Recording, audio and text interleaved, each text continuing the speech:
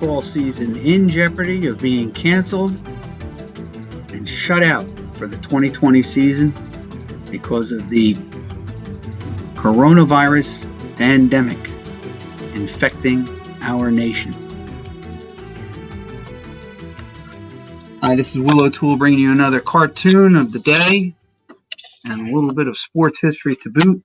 My cartoon focused on the Little League World Series, just Little League in general and baseball in general, not getting off the ground. And of course, just like that baseball going up in the air, it's just unwinding. And of course, the poor little player is only able to capture in his mitt the cork and nothing else. And like a meteor just descending into Earth and just burning up, that's how the baseball season is slowly becoming for all of us. It's going to be a tough go as baseball tries to get going for the 2020 season. It's basically 2 months late. And if there's any proposal for a baseball season, it's probably going to come somewhere around July.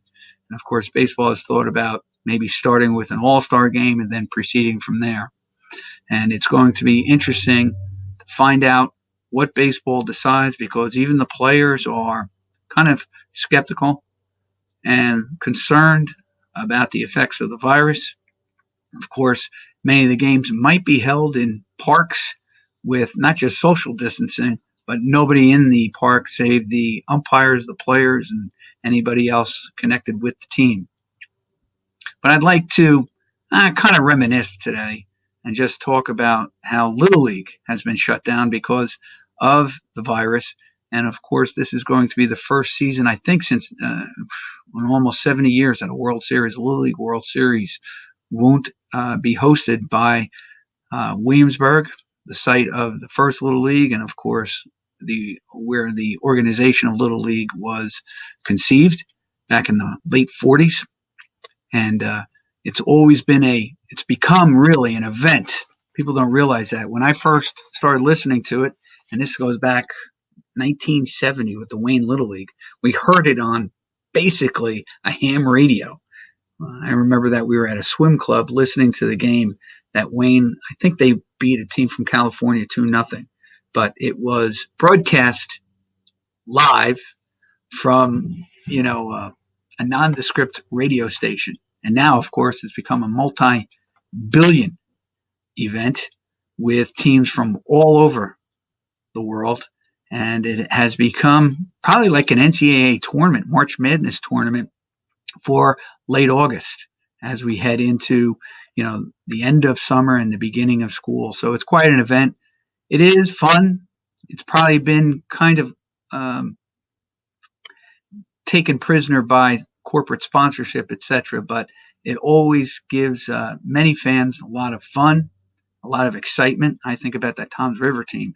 To me, they were one of the most exciting, if not the most exciting team that I can remember in American baseball team. I do recall the 82 Cody Webster team, the chunky kid from Washington who spun a shutout against Taiwan in the championship, I believe. And so there's always been people that you do remember. And that's the gist of my topic today. Some of the major leaguers who first came to our attention via the Little League World Series. And I'd like to go into some of them right here. I found a website with it. I love what I've learned to do with the sports research is that there are so many fascinating websites that are devoted to just little niches of sports information. If you want everything about the Minnesota Twins, there is a website that is just like, I think it's called Twins Trivia or whatever, and they have everything about the Minnesota Twins starting from their days when they moved to Minneapolis from Washington, D.C., and the great Harmon Killebrew and those early 60 teams with Jimmy Hall, Tony Oliva, Mudcat Grant, a great poet, by the way. Mudcat Grant was a published poet. And, of course, they had Jim Cott, who I've often argued about being in the Hall of Fame. But I'm digressing. There have been many great sites that I've been able to do some research on with baseball. And I found this one about Little League. it's really just a littleleague.org, but they do have a special section on little leaguers who have gone on to play in the major leagues, and it's quite a host of players that have either had a cup of coffee or played a significant role either in for their team or in baseball history. Just going through it real quick, I'll start as they do from the very beginning here. Couple of players. Of course, there is Jason Bay. Bay, of course, played for the Red Sox and the Mets and a host of other teams. He was from British Columbia. So he was a Canadian who actually made it to the major leagues. Kind of a rare thing as I went through this list. There are many Caribbean players and Latin players among the American, but he was a rare breed indeed, making it from British Columbia all the way to the major leagues. Cody Bellinger, of course, his kind of little league story has become almost legendary with the LA Dodgers. Derek Bell. Bell was really not a bad ball player. You know, he's kind of like a George Hendrick type of player. He played for the Mets. I remember him playing for the Pirates mostly. But Derek Bell, kind of like a right field hitter, just like George Hendrick was, spray hitter, had some power. I think Hendrick was the better player, but they were kind of in the same mold. Derek Bell. Larvell Blanks. I remember having his baseball card in the late 70s. I remember him playing for the Braves, but he probably spent most of his career with the Texas Rangers, kind of like that good field no hit, except he couldn't do really either well. But he did make he did have a pretty good career just by playing backup, by providing some relief, and just having hey, listen, he made it. And each year there's barely 700 that ever make it to the major leagues in each season. So they are the top players in their class, top players in their generation. I'm not making fun of Larvell Blanks. I'm just comparing him to the other players at the time. But he was basically a 228 hitter with not great range. We're not talking Ozzie Smith here, but we're certainly not talking, I don't know, maybe Bobby File. Sean Baez, of course, he blasted his way on, and of course he made a late night television appearance when he led his Long Beach team. And of course he was built like Babe Ruth. He had the big gut like I do now, but he was at 11, 12 years old, and I remember that he belted quite a few mammoth home runs. One thing that we see today with the Little League is that they have not gone back, and I wish they would really do this, return to the wooden bat, at least for the Little League, because they haven't changed the dimensions of those fields, and they're using these aluminum bats that are just like tennis rackets with a tennis ball, with the way the ball just springs off the bat. I'd like to see them maybe next year use the wooden bat and see how many of these kids can really total the number of home runs that they've had. And I think you'll do more justice, and maybe these kids will work on other parts of their game so they won't be a flame out potentially in high school. All right. Billy Connors, who was a pitching coach, and that's how I remember him. He was too young, and I wasn't probably even born when he was playing ball, but he was a 54 little leaguer from Schenectady, and he did play for the Cubs and the Mets, but I kind of recall him being more of a pitching coach. I think he did for the Yankees and a host of other teams. Mike Conforto, I know that Met fans are happy to tell you that he was a Little League World Series contestant, that he participated in the Little League, but he also played, he's one of the rare breed, he also played in the College World Series for Oregon State, and I think his Oregon State team actually won the College World Series. If you recall, Oregon State a couple of years ago went back-to-back championships. So they had some good players there, and of course Conforto trying to make his name into bigger and brighter lights with the Mets. That is, if we can ever come back, okay? But Conforto played for a team from Redmond, Washington, way back when, 2004. Then we have, of course, the Frazier brothers, Todd and Jeff Frazier. They played on that 1999 Tom's River team. And, of course, Todd Frazier, Jeff had kind of like a cup of coffee type of career with Detroit. But Todd Frazier had a serviceable career. One thing, he may not have hit for a high average, but he does do what the metric guys love, and that is draws walks and hits home runs. And he hits that occasional double. So he's been a serviceable player. Actually, though, they talk about the home run hitting contest and stuff. His career, I thought, was actually hurt when he won in Cincinnati that home run title, because if you take a look, his career kind of went on a slide. He still hit the home runs, but his average kind of dipped a little bit. And I don't know whether the home run hitting contest hurt him winning it that year for the Reds as their participant. It's an interesting, it's an interesting research type of thing. Do these home run hitting contests during the All-Star game kind of hurt these players? I'll have to do a little research on that as well. Charlie Hayes, he's one of two Hayeses that made it into the major leagues. The other was Ben Hayes from Germany, West Baden, Germany. So I'm sure he was American, playing on a German, or his dad may have been in the Army at who was located in Germany, and he played for the Cincinnati Reds 82-83. Got to be honest with you, I don't really recall him, and I do follow the Reds.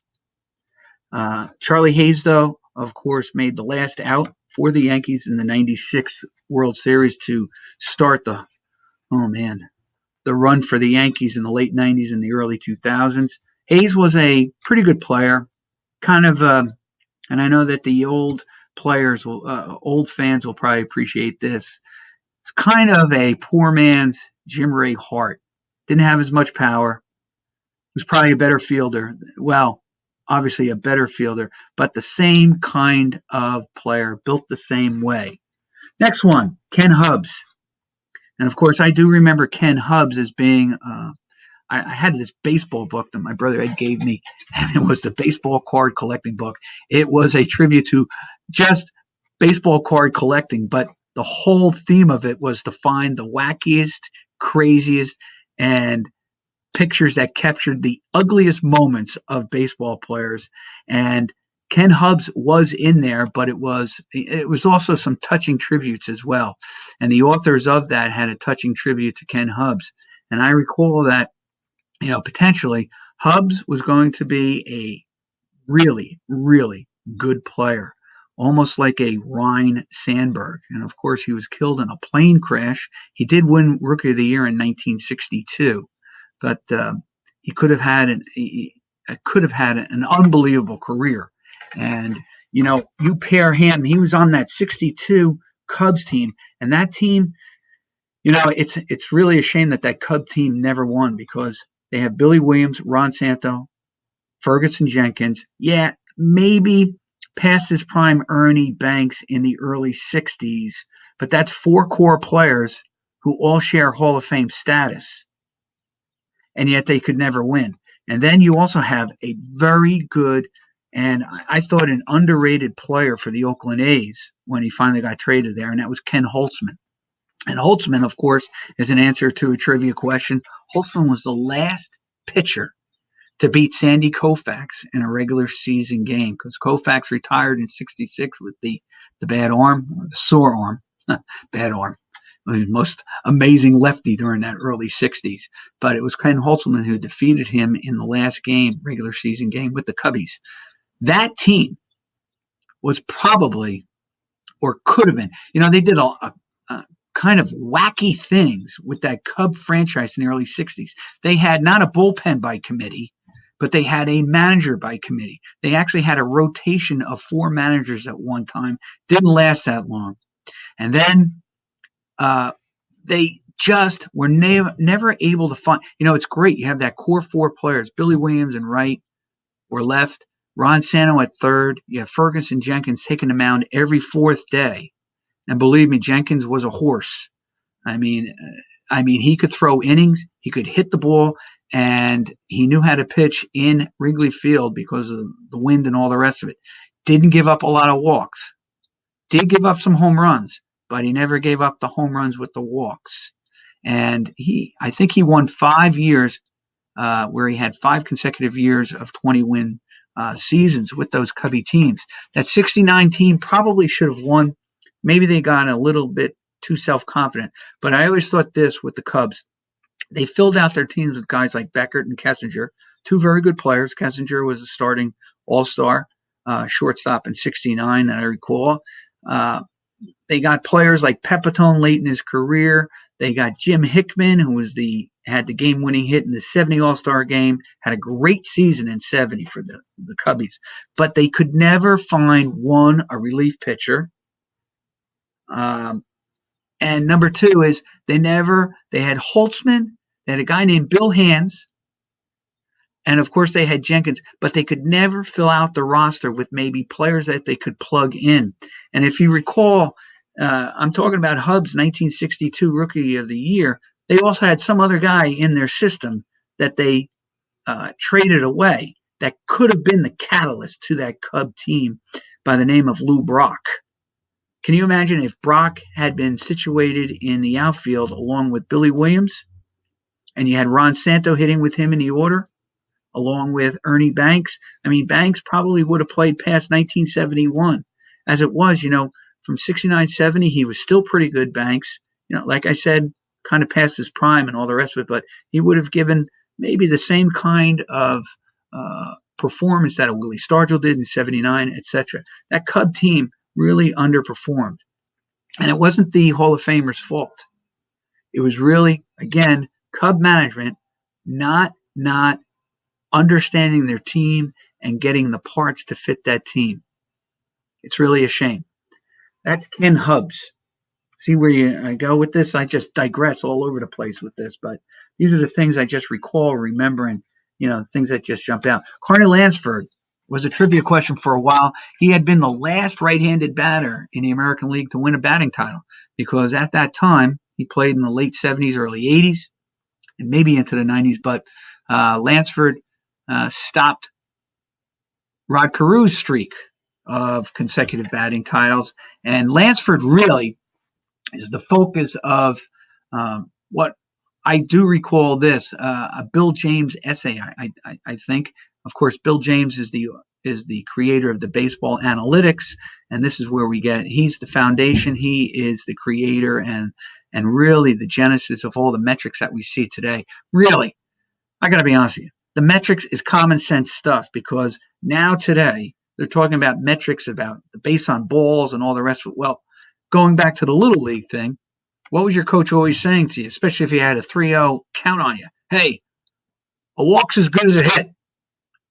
Well, somewhere along the line, it seems, people forgot that until Bill James brought it back up with his baseball analytics. Why I say this? Because Lansford, I remember that kind of James had a real critique of Lansford in terms of his worth on a team, and that his .336 batting average was kind of artificial in terms of this. Not that he didn't hit .336 legitimately, but it was not too much substance involved in there. And that's where James starts to bring out about not getting enough walks, or the hits were just singles instead of doubles, things that you could work with in order to bring home the runs, because that's James' big emphasis, and that's really what the big emphasis with the on-base percentage. You can't score unless you get on base. And that has become the mantra of many of these today's, well, certainly Oakland, but that's their mantra for assessing a player. Can he get on base? All right. But we all knew that from Little League. Hey, a walk is as good as a hit. We heard every coach say that to us, whether they knew anything about the game or they were the next Casey Stengel or Leo DeRocher. They knew a walk was good as a hit, especially if you were a weak hitting shortstop who batted at the end of the lineup on your Little League team that was a losing franchise in your town's Little League. All right, next guy, Lance Lynn. Love that alliteration. Really good pitcher, I thought, for St. Louis. Actually, I was looking at this last night. He has a pretty good all-time winning percentage. And I know winning percentage can kind of fool you because you could have a 600 winning percentage and it looks good, but you might have only had 60 decisions in your major league career.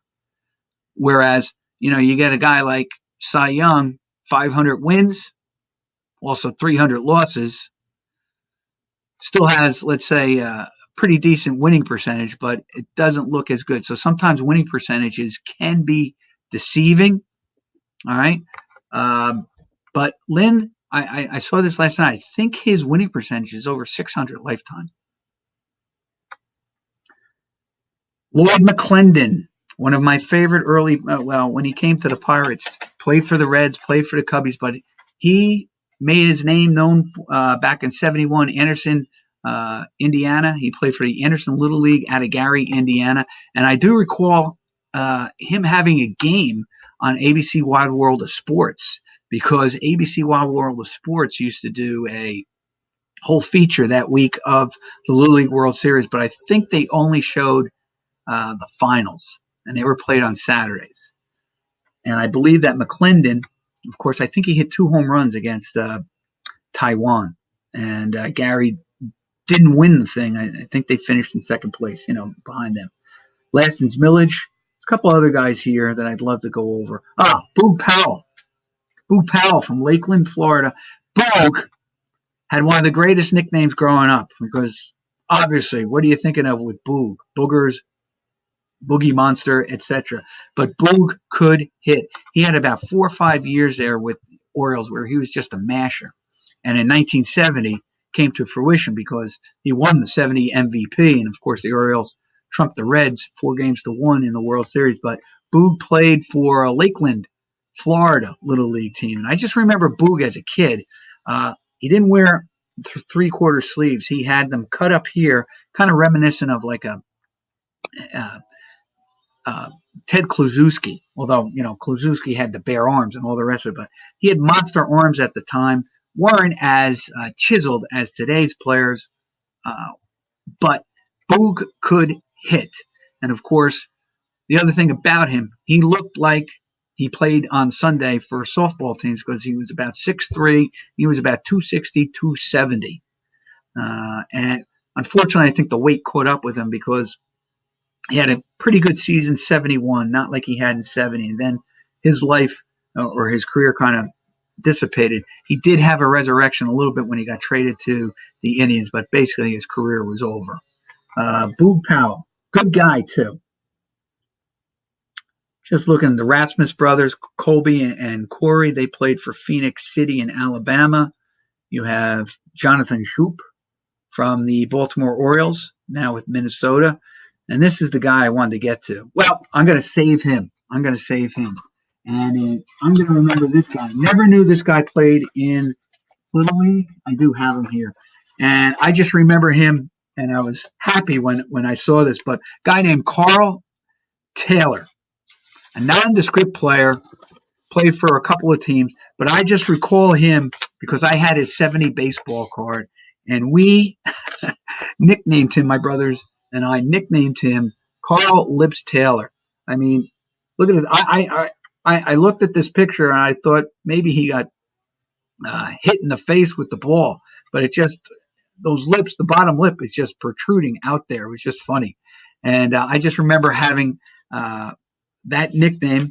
My brother gave him that nickname. But the other thing with it too, if you collected cards like we used to, where you went down to your local candy store and you bought your little pack each week, I just remembered always getting about 62 Carl Taylors that year in 1970.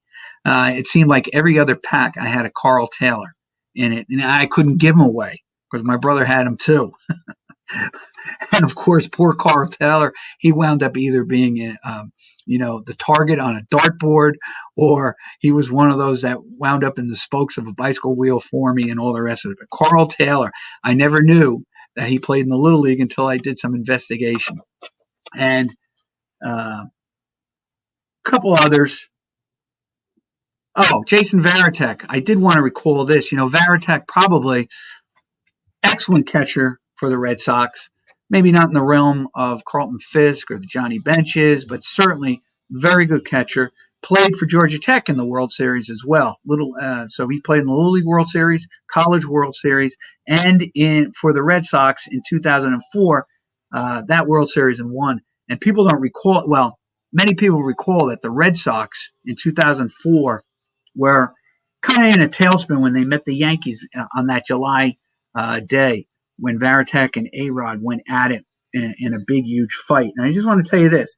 At that point in the season, that may have been the catalyst for the Red Sox for the rest of the year, because they do win the game 11-10, and then they win the next game 9-6. They were out 8.5 games at that point. Excuse me, 9.5 games out at that point going into the game. And they were 53-44. And now brace yourself, please. Be patient with my math. At that point, 53-44, just 9 games over 500. They finished the season as a wild card, only 4 games out, 95-63. Oh, excuse me. Yeah, 98-64. They do finish second behind the Yankees by 3 games. But from that point on, if you wanted to think about it, they do make it as a wild card team. Wouldn't have done it any other way prior to that. But if you think about it, they were 53-44 on that day, and they wind up going 45-20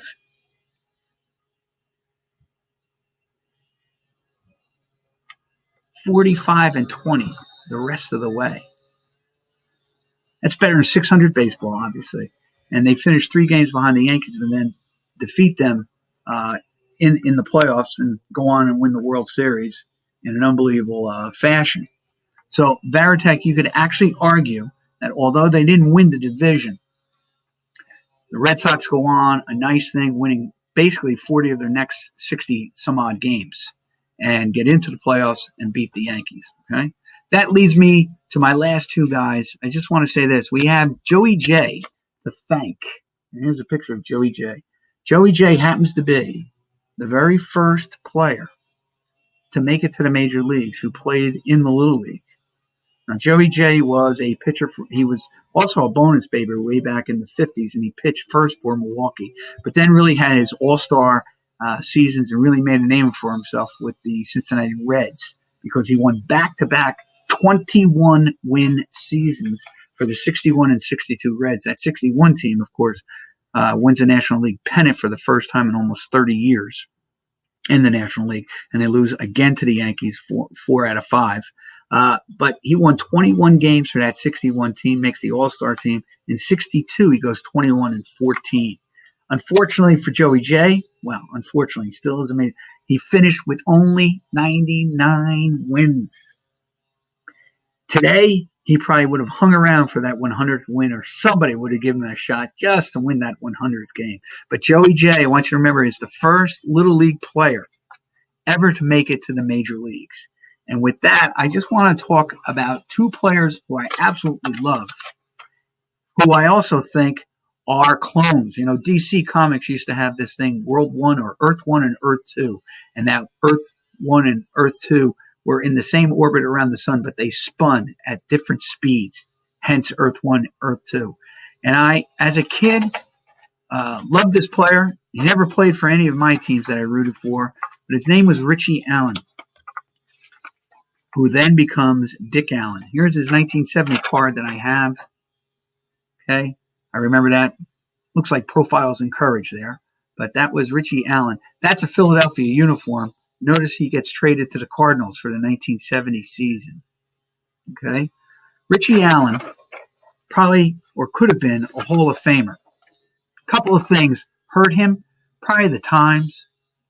It was the crazy 60s. Another thing that hurt him, he did suffer an injury late in his career that kind of ruined his stay with the Chicago White Sox. And if you notice, after that, he gets hurt in 74, wins the MVP when he gets traded to the White Sox in 72, gets hurt in 74 or 73. Let me just check. Pretty sure. But he got hurt. And he basically missed the rest of the season. And yes, it was 73. Pardon me. Gets hurt in 73. At that point, He had already hit 53 home runs and driven in 154 RBIs in 250 games for the White Sox. Of course, he had that unbelievable season in 72. He was 37, 113, 308. But my point, in half a season, 72, because he got hurt right before the All-Star game, he had 16, 41, 316. Basically, he was going to have almost the same numbers as the year before. Gets hurt. He does come back the next year in 74 and goes 32, 88 for the White Sox and hits 301. Amazing. But right after that, they get rid of him, and his career just, ended 3 years later. And I always thought that had he not gotten hurt there, maybe the White Sox do something, or maybe he gets traded to a contender. He does go to the Phillies, but he's used more as a spot starter. He returns to where he began his career. But I always thought that Allen, you could argue, especially when I see some of the guys that are up for the Hall of Fame, that you could consider him for the Hall of Fame today. And I don't think it would be a shame in my point if I had the vote to vote him. Consider this. In 162 game average, he averaged 33, 104 and hit 292. Now, why do I bring that up? One, he was probably the strongest player at the time. If you recall, and this is what I used to love about him, I especially remember it, he had what they called a butterfly swing, and the bat was over the plate, and it was over his head, and he was able to have such whip action and such a snap with his whole body that he was able to jerk the ball anywhere in the ballpark or outside the ballpark. He had great right field power, he had great left field power, and he had great center field power. I mean, witness the 67 Anaheim All-Star game where he just went the distance, went the yard. Okay? This is the closest thing I found to that butterfly. And, of course, he's getting ready to hit there. And I actually think this is the 70 All-Star game. He did start, interestingly enough, for the 70 team. That was a write-in season. That's where they returned the ballot to the fans. And Allen played first base. That's a 40-ounce bat he's ripping around. Ted Williams only used, I think, as high as a 33-ounce bat, and as the season progressed, would sometimes go down to a 28 because he got tired and stuff. Allen used a 40-ounce bat all year. Now, why do I bring him up? Here's a guy who should be in the Hall of Fame. Why? Because he was able to, metaphorically speaking, finish the career that Allen was supposed to have. He wound up with, ready for this, 509 home runs, 2,600 hits, and he hit 292.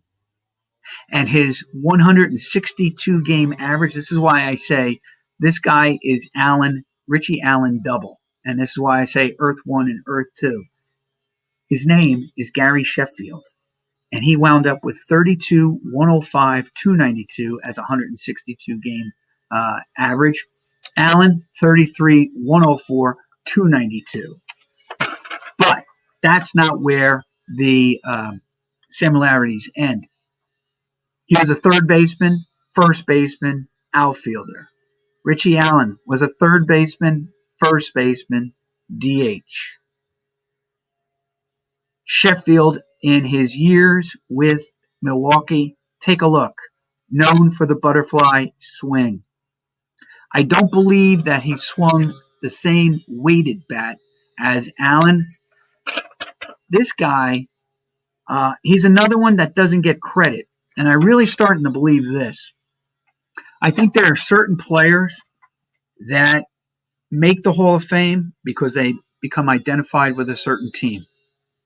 And then there are others who don't make the Hall of Fame because they played for so many teams and they don't have real fan identification. Sheffield, just to give you an idea, Sheffield unfortunately, starts with Milwaukee, goes to San Diego, wins at Florida, the World Series, something Allen was never able to do. played for the Dodgers, played for Atlanta, played for the Yankees, played for Detroit, and played for the Mets. That's quite a whirlwind all over. Played in all different time zones, in all of the divisions for the most part, and really 509 home runs, 2,600 hits. Plus, I will tell you this, he was actually probably a better fielder than Allen. All right. Did have, quote unquote, sometimes these guys, they throw one ball away and they immediately get stigmatized with that or always seen as having a bad or a bum arm. But Sheffield played both corners of the outfield, played third and played first base. And I'm not saying he played it with Brooks Abandon at third base. And I'm not saying he played it with Hernandez agility at first, or he was a Clemente in right, or in left field Yastrzemski. But for a player to last that long and to be moved around, sometimes that's kind of unfair to the player too, because sometimes it says to a fan, hey, you know what? They're not good enough to play one position. But you have to be able, or you must be doing something right to be able to handle 4 different positions. All right. Allen was the same way. He started as a third baseman. They moved him to first. And I can't remember if he played a lot of outfield, but he was basically a third and first baseman. And he really wasn't all that bad. He was really better at first. All right. But of course, once that moniker of being a bad fielder or not too good latches onto you, it's pretty tough to, get rid of. A guy I think of right away is Boggs, but Boggs worked on his defense to become a very good fielder. Of course, again, not Brooks Robinson, but then there's only one Brooks Robinson, right? There's only one Ozzie Smith, but good enough.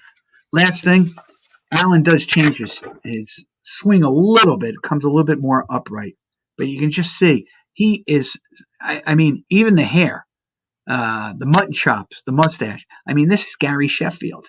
This is like Back to the Future 1 and 2. The only thing missing with these guys is Michael Fox as a player or the general manager on either one of their team. And of course, this is without a doubt, and this is how I'm going to end the show, my favorite picture of Dick Allen and probably one of my top 10 Sports Illustrated covers.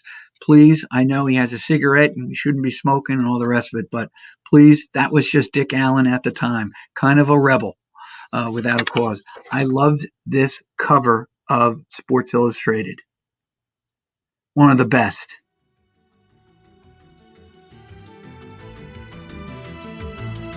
And this is Will O'Toole with Sports Time. Thank you for your time, and I'll see you again with another cartoon and some sports history and research to boot. Thank you.